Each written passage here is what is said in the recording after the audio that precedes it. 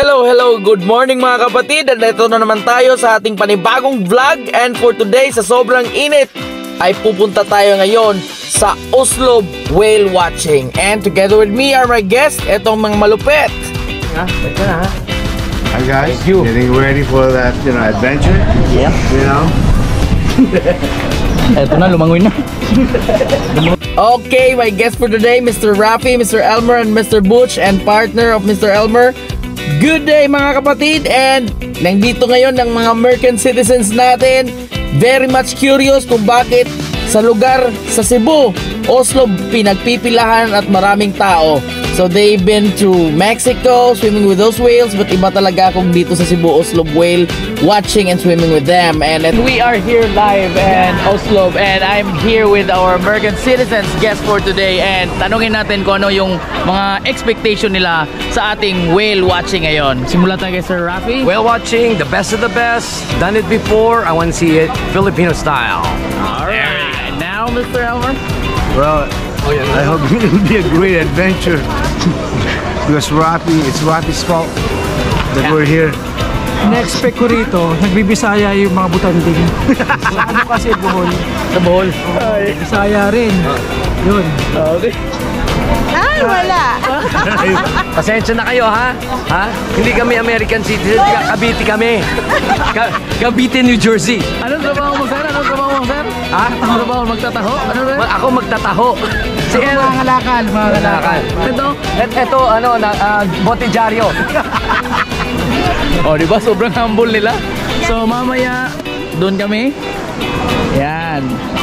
So, abangan nyo, ha?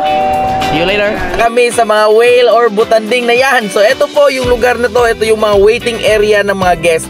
Kung makikita nyo, hindi lang yung mga guests ko ang nandito, pati na yung mga iba't ibang klase ng tao gusto ma-experience to swim with our whale shark here in the Philippines. Yan, iba-iba yung mga klase dyan. So, ganyan po yung sasakyan natin, bangka. Kasi hindi pwede yung machine or with motor kasi maingay. Baka yung whales natin, lalangoy palayo. Anyway, ito syempre, si-safety ko yung Mr. Rafi, what's up? Oh, yeah! Syempre, si-safety ko yung mga mga guests ko, mga malupitan to eh. Oh, yan, nag-uusap na sila. Nagpa-planning yan kung anong gagawin na nila kung makita yung whale shark, di ba? Yan. At I highly suggested sa mga turista natin na ma-experience nyo yung experience na ganito. Kung ikaw ngayon ay sobrang init na ng panahon, di ba, sa panahon natin ngayon, magpalamig ka, maligo ka ng dagat, and syempre kung maliligo ka dito na sa Oslo kasi kasama mo pa maliligo yung mga whale shark natin. At yan, dumating na kami sa spot. Sobrang lapit lang mga kapatid. Kung makikita nyo, tinatali nila yung boat para ikot-ikot lang yung shark. Okay, makikita mo yung naka-white na boat, siya po yung mag-feed. So dito po tayo mag-swim, lapit lang. Yan po yung first shark na nakita namin. And then second shark, actually hindi siya fully grown, pero kung makita mo, pag sisid mo, malaki talaga, diba? So syempre, actually, I just want you to inform you, hindi po siya harmful, harmless po siya. Kaya kung makita mo, yung American citizen na idol na Lodi na sobrang bait na si Mr. Rafi ay hindi takot na sumisid din katulad sa amin. Hindi nga siya nag-life vest kasi syempre ang ganda. Ma-amaze ka talaga eh. Sila yung tinatawag talaga na gentle giant.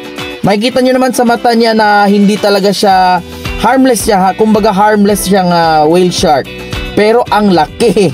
Ang laki talaga. Yan, eto pinasisid mode pa ako kasi gusto ko talagang sasabihan eh. Lalangoy talaga ako. At kapatid, I highly suggested you experience like this. Kung ikaw taga Cebu ka, kapatid, mag-try ka. Baka ang tagal mo na sa Cebu, hindi mo pa na-experience yung ganito. Ganda kapatid, maganda. Dapat proud ka kasi dinadayo ito ng mga turista. Ha? O yan.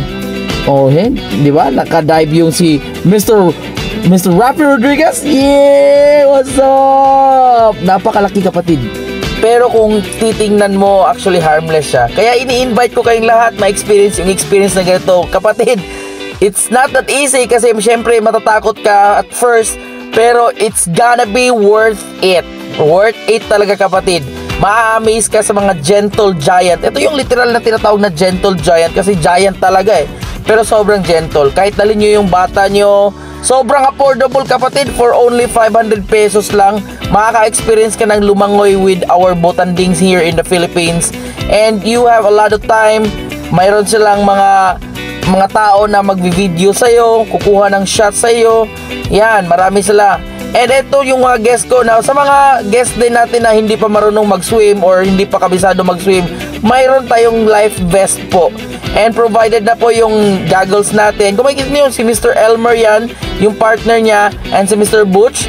So dyan lang sila sa boat, pero kitang-kita pa rin na na-experience nilang lumangoy sa whale shark. Kasi hindi na nila kailangan lumangoy pa patungo sa whale shark, kasi yung whale shark mismo ang lalapit sa iyo. Ganun ka gentle and humble yung mga whale shark natin. As in, ma-experience mo talaga. Napakaganda yung experience, safety pa, and then ikaw na makikita mo talaga live siya, nalalangoy ka, ikaw mismo maa-amaze ka talaga na sobrang ganda.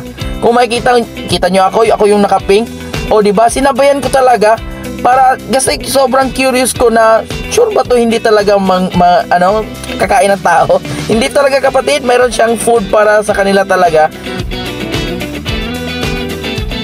So again, sa mga viewers natin ngayon, I highly suggested for your family to experience like this. Dalhin nyo yung bata nyo kasi safe naman, yung asawa, partner, girlfriend, sino pa, mahal sa buhay.